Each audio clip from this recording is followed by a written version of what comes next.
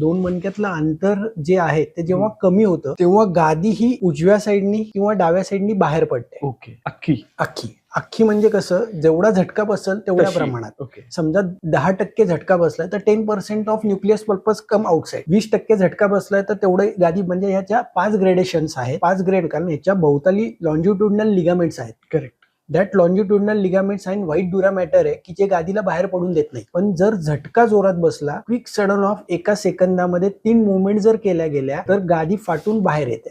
आणि गादी फाटून बाहेर आल्यानंतर तुम्ही बघितलं तर हे बघा, हा सेकंड टप्प्यामध्ये ही गादी बाहेर आली आणि ही थर्ड टप्प्यामध्ये गादी जी आहे ती ह्या पद्धतीने इथनं बाहेर येते. आणि ती बाहेर आल्यानंतर पहिल्या टप्प्यामध्ये पेशंटला पेन खूप असतं, 24 तास ते 72 तास पेन असतं. त्याच्यामध्ये पेशंटला बसता येत नाही, उठता येत नाही. पेशंट अक्षरशः म्हणजे रोबोटिक सारखा असा उठतो. ओके. आणि रोबोटिक सारखं म्हणजे एकदम कडक पकडून ठेवल्यासारखं स्पाझम असतो पूर्ण. त्या काळामध्ये पेशंटनी 4-5 दिवस जर रेस्ट केली तर ती गादी ऑटोमॅटिक आत जाते. एक लक्षात घ्या, मी तुम्हाला जे मगाशी म्हटलं, न्यूक्लियस पल्पसच्या बाजूला अॅन्युलस फायबर आहे. अॅन्युलस फायबरचंच काम आहे की आतमध्ये गादीला ओढून घेते. गादी ऑटोमॅटिक आत जाते. पहिल्या स्टेजमध्ये जर कमी झटका बसलाय, दुखापत कमी झालेली आहे, तर गादी पूर्ण आत जाते. पण गादी ही अॅन्युलस फायबरच्या टोकावरती जर आली, शेवटच्या टप्प्यामध्ये आली, तर बऱ्याच पेशंटमध्ये सकाळी उठल्या उठल्या कंबर आखडते. ओके. आणि तो पेशंट स्वतःहून सांगतो की माझी कंबर सकाळी आखडली, मला दिवसभर काही त्रास होत नाही, पण रोज सकाळी उठलो मी की माझी कंबर अर्धा तास आखडते. तिथे ही डोक्याची घंटा चालू होते. ओके. म्हणजे तो पॉइंट आहे की तुम्ही डॉक्टरकडे गेलंच गेलंच पाहिजे.